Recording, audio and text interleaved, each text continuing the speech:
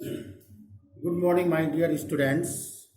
Myself, Gyanesh Singh, class 9th, subject biology, topic symptoms of the disease. What is the symptoms of the disease?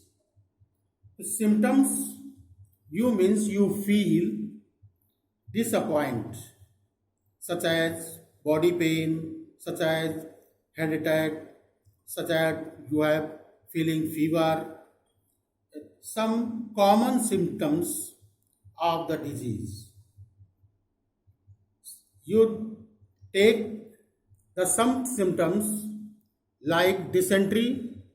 If you suffering from dysentery, the symptoms of loose motion and stomach pain, alimentary canal are infected. So some are these are symptoms. Some are specific symptoms. It depend on the tissue or organs which is targeted by the infectious agent. Tissue or organ, if the infected by the infectious agents, is called specific symptoms such as dysentery, AIDS, with viral disease, virus HIV, human immune deficiency syndrome. It is this virus is target the immune system, T4 lymphocytes. These virus reduce our immune system, which immune system are fight against the pathogen. So our immune system is damaged. So different type of diseases are come soon in our body. This is are specific symptoms. You know the metabolism. What is the metabolism? Every living organism carry out certain biochemical reactions in its body. Such production of energy, protein, digestion, etc.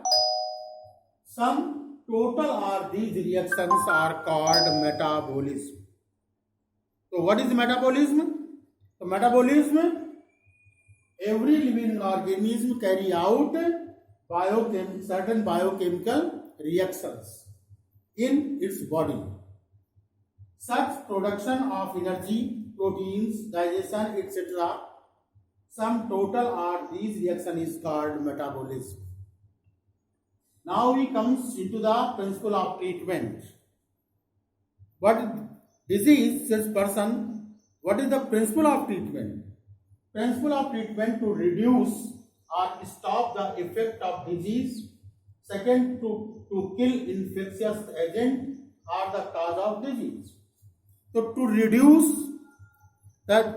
reduce why we can reduce the disease, the symptoms of the disease by the reduce, such as pain, fever, we give some medicines such as antipyretic, anti-inflammatory, and these caused to immune system are produced.